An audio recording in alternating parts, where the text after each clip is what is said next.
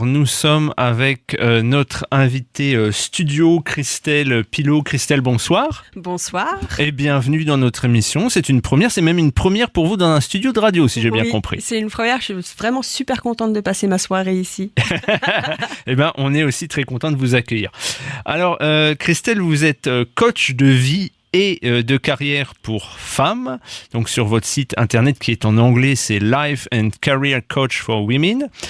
Pourquoi seulement pour les femmes ? En quoi une femme est différente à coacher d'un homme ? Alors, je précise toujours, je n'ai pas de problème avec les hommes et je prends régulièrement aussi des hommes en coaching. Mais la problématique est, dans mon coaching, en fait, je ne sépare pas la vie privée et la vie professionnelle. Moi, je me suis rendu compte que mon changement de carrière avait été compliqué, pas forcément pour le côté professionnel, mais plutôt pour le côté privé.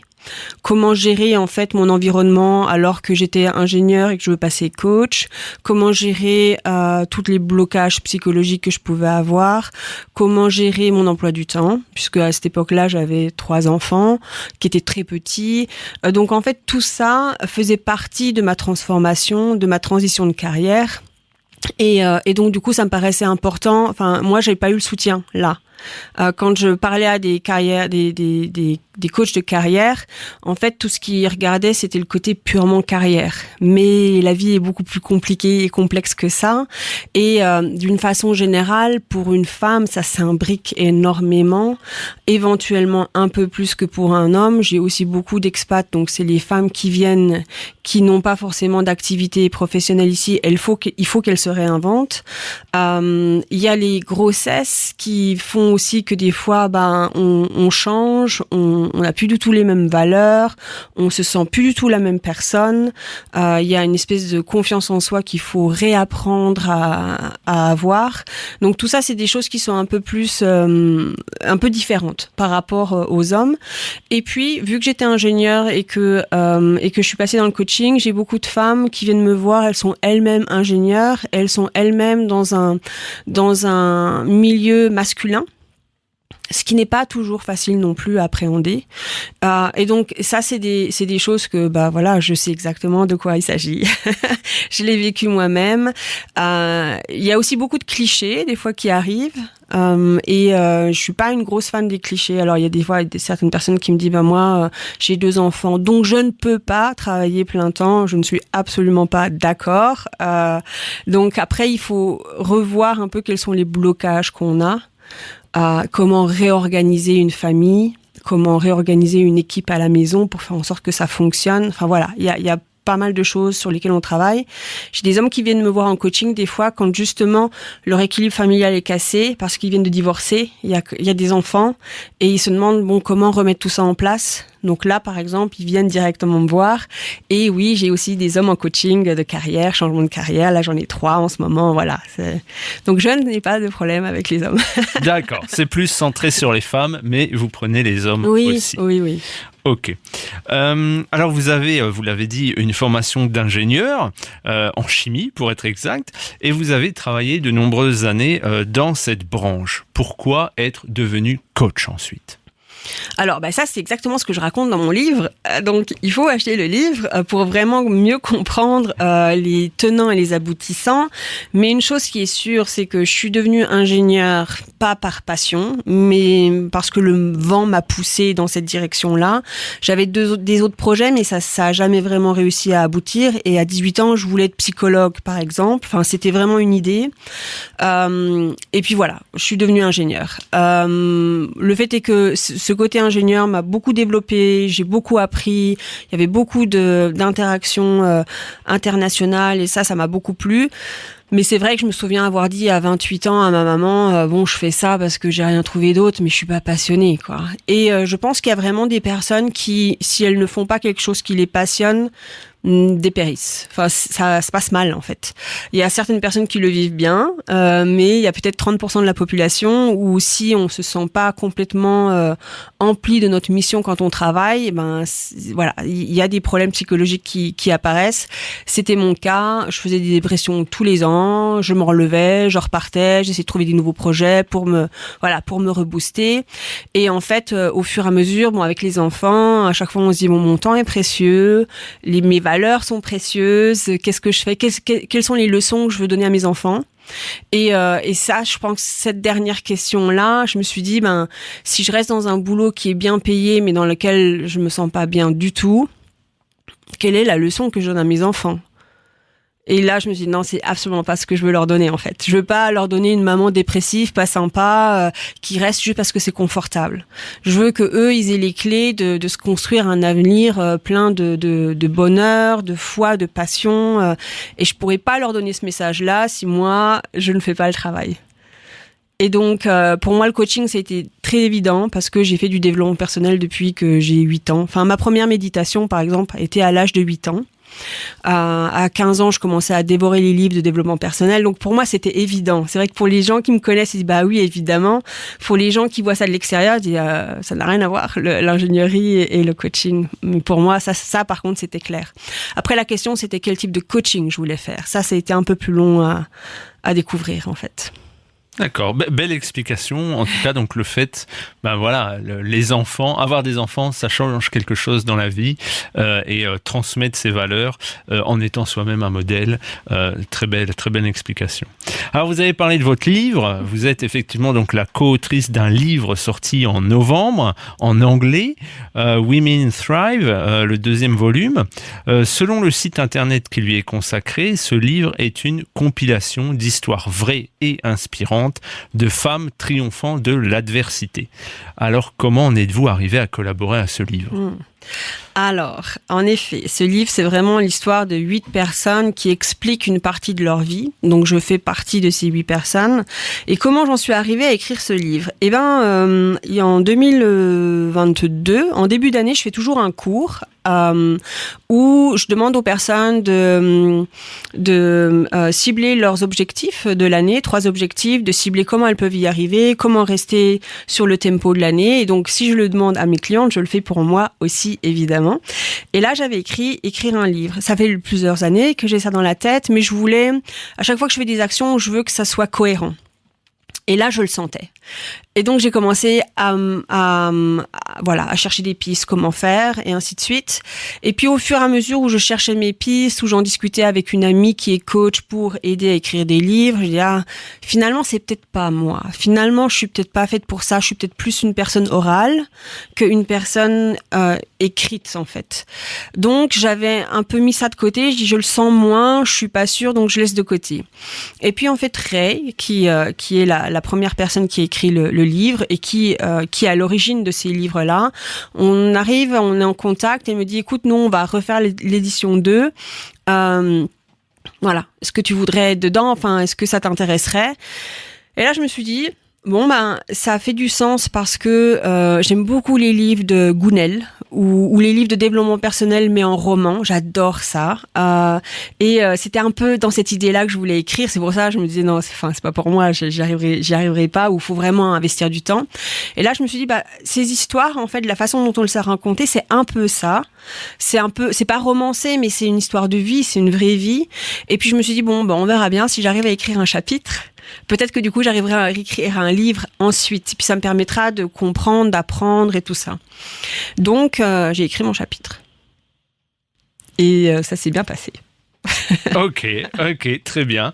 Donc là aussi, c'est un cheminement logique en fait. On voit, je pense deviner dans votre parcours finalement des évolutions. Il n'y a pas de révolution, c'est toujours réfléchi en fait et mûri et donc logique au final. Oui. Très bien, on va marquer une pause dans cette interview et comme on vient de parler d'un livre consacré aux femmes qui ont fait des choses assez extraordinaires, qui ont un parcours inspirant, on écoute bien sûr Julien Clerc avec Femmes, je vous aime. Alors, vous écoutez Radio Darmstadt 103.4 MHz ou directement sur internet www.radiodarmstadt.de. C'est l'émission francophone Aller-Retour. Sie hören Radio Darmstadt und das ist Aller-Retour, die deutsch-französische Sendung von Radio Darmstadt auf 103,4 MHz oder internet www.radiodarmstadt.de. Nous reprenons donc le cours de notre interview avec Christelle. Christelle, sur votre page Facebook, vous avez annoncé la semaine dernière avoir rencontré Pascal Barboteau de la librairie La Poste Française à Francfort, qu'on avait d'ailleurs interviewé pour notre émission, pour les fidèles. Et donc, vous avez parlé avec elle d'un partenariat pour un futur événement. Pouvez-vous nous en dire plus ? Oui, en effet. La leçon que j'ai apprise cette année, c'est vraiment que s'entourer des bonnes personnes, s'entourer de la bonne communauté. J'ai fait connaissance de plusieurs communautés cette année, dont le livre, par exemple, mais aussi la Motzima Buse Tanzschule, où je travaille beaucoup avec eux aussi. Enfin, quand on a la bonne communauté, quand on a les bonnes personnes autour de nous, tout est possible. Enfin, il y a vraiment un monde qui s'ouvre en fait. Et avec une amie qui organise l'événement avec moi, on s'est dit, on veut réorganiser cet événement. C'est un événement qu'on avait déjà organisé, mais là, on veut vraiment le connecter aux gens qui ont cette même vision de partenariat, de pensée positive et de faire que 2024, les Français d'ici peuvent connecter encore plus, encore mieux toute l'année pour faire de beaux projets, pour s'entraider. Et donc la Poste Française a dit oui tout de suite. Enfin, on a encore communiqué aujourd'hui et on a plusieurs partenaires maintenant. Donc si c'est possible, j'aimerais bien citer le nom des partenaires. Allez-y, oui. Donc on a l'école française qui nous supporte. Donc ça c'est super parce que c'était pas forcément le cas les dernières années. Enfin, c'était un petit peu plus compliqué là, mais l'école française a dit allons-y. On a donc la Poste Française pour sûr. On a Yoga Kundalini. Donc c'est du yoga, de l'esprit et body and mind, et c'est exactement le thème du workshop. Donc c'est avec Camille Lorenz. On a Karine Landau qui fait du consulting image, image consulting. Qu'on a déjà interviewé ici aussi. Voilà, donc elle est avec nous aussi. On a une photographe qui est en train de se lancer, donc et l'événement l'aide à se lancer. Donc je suis vraiment super contente.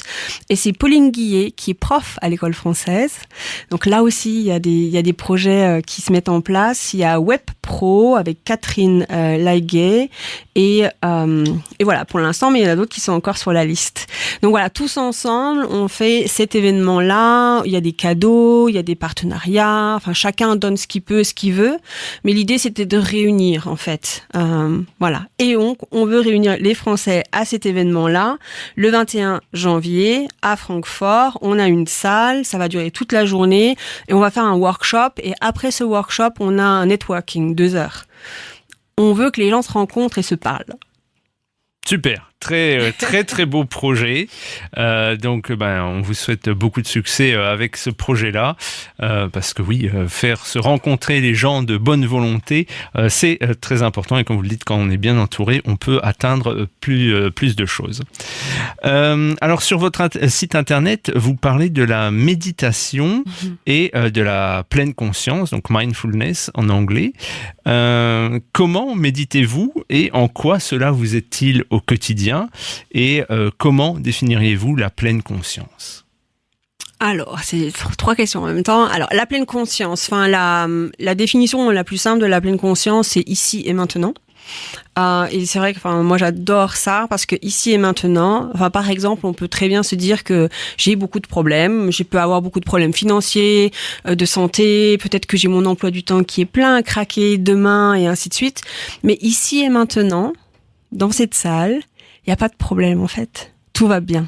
Et en fait, de réussir à se créer des sas comme ça, où finalement il y a 0 stress, ça permet de complètement déstresser sa vie. Et c'est vrai que, alors moi je suis tombée dans la méditation, ma première méditation, j'avais 8 ans.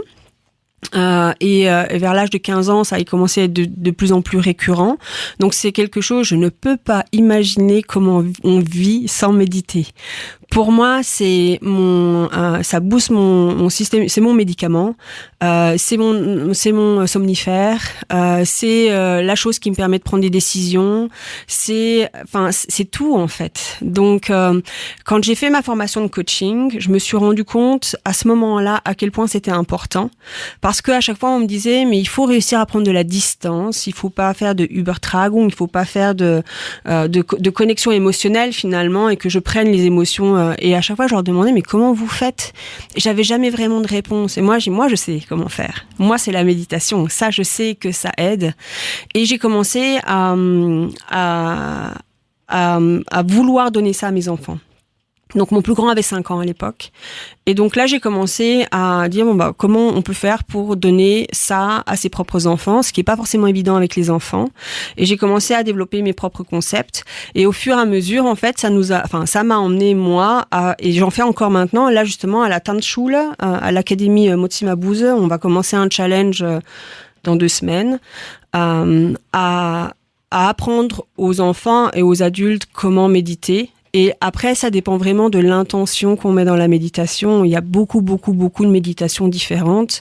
Mais je pense que, vraiment la plus simple, moi je suis une fan des méditations puristes, très simples. C'est rester sur sa respiration et essayer de connecter à sa respiration le plus longtemps possible jusqu'à ce que notre esprit s'évade, qu'on s'en rende compte. On dit, j'étais pas connecté, j'étais pas en conscience. À ce moment-là, on redevient en conscience, on se remet à respirer ou à sentir sa respiration jusqu'à ce que notre esprit s'évade et on revient. C'est vraiment du sport pour le cerveau, en fait. Mais je sais pas comment on fait sans.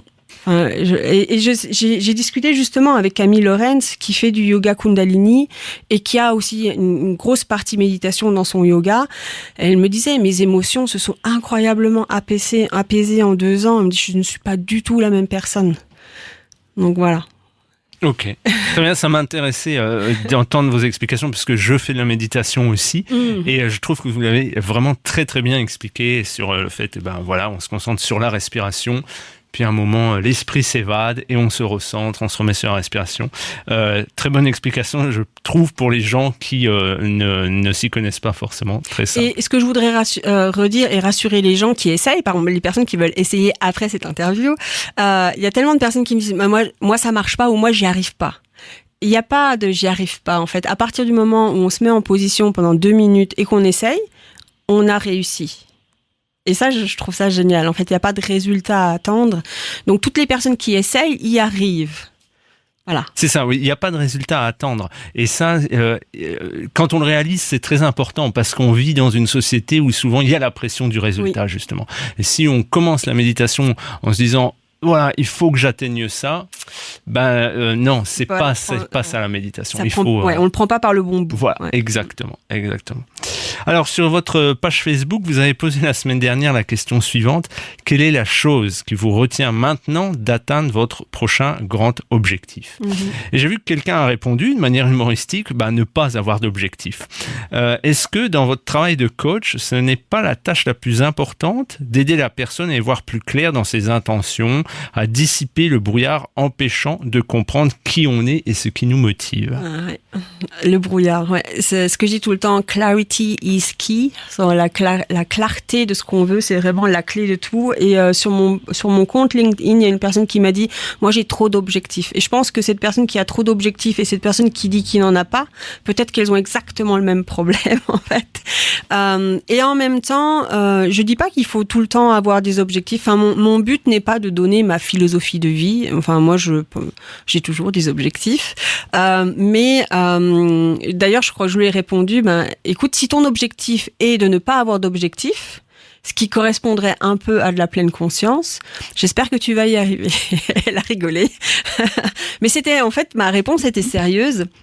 Le but c'est pas de vouloir avoir des objectifs parce que la société veut, parce que notre conjoint le veut, parce que je sais pas quoi, mais c'est vraiment de se dire qu'est-ce qui m'aligne, et c'est vrai que dans mon coaching, surtout que je fais beaucoup de transitions de carrière, il y a beaucoup de personnes qui viennent me voir et qui me disent moi j'ai fait ça pendant 10 ans ou pendant 15 ans, je n'ai aucune idée de ce que je pourrais faire d'autre. De toute façon, je ne sais même plus ce que j'aime, parce qu'en effet, par exemple, les femmes qui ont plusieurs enfants, qui sont partis dans plusieurs pays, elles ont dû à chaque fois se réorienter, mais finalement à la fin elles savent plus trop qui elles sont, elles ont pas le temps de se poser pour savoir qui elles sont. Et à nouveau, pour les hommes, je pense qu'il y a la même problématique, un peu différente, mais elle peut être là. Et en fait le travail c'est ça, c'est de se dire voilà, qu'est-ce que tu veux vraiment, qu'est-ce qui te plaît vraiment, qu'est-ce qui te passionne vraiment, quelles sont tes forces. Souvent on a beaucoup de mal avec ses forces, et puis une fois qu'on a vu tout ça, on dit et qu'est-ce qui te bloque pour ne pas y arriver. Et s'il y a trop de blocages ou trop de choses finalement à résoudre pour y arriver, là la personne peut dire non, ça me demanderait trop d'énergie, trop de temps, trop d'argent, trop de tout ça, et du coup je ne veux pas. Mais c'est un choix réfléchi, conscient. Et du coup, on n'est plus victime, mais on est plutôt proactif. On dit moi, je décide de ne pas aller là, mais je décide de peut-être trouver un autre chemin aussi. Je crois que la phrase que j'ai le plus dit les 3 dernières semaines, c'est quand la personne me raconte son problème, je suis là, j'écoute, je réfléchis, et j'arrive toujours à la conclusion ouais, mais il y a ça et ça et ça comme possibilité. De toute façon, tout est possible. Et je reviens toujours à cette phrase, il faut que j'arrête de la dire, il faut que j'en trouve une autre. Parce que je crois vraiment que tout est possible. Mais à nouveau, si on a les bonnes personnes, la clarté, les idées et cette espèce de foi que tout est possible, vraiment. Très bien. Eh bien, merci beaucoup pour cette interview, Christelle, une interview très positive et inspirante, je trouve. C'était donc la première fois que vous veniez à Radio Darmstadt. J'espère que ce ne sera pas la dernière fois qu'on aura l'occasion de refaire des interviews ensemble. Merci beaucoup. Merci beaucoup de m'avoir invité.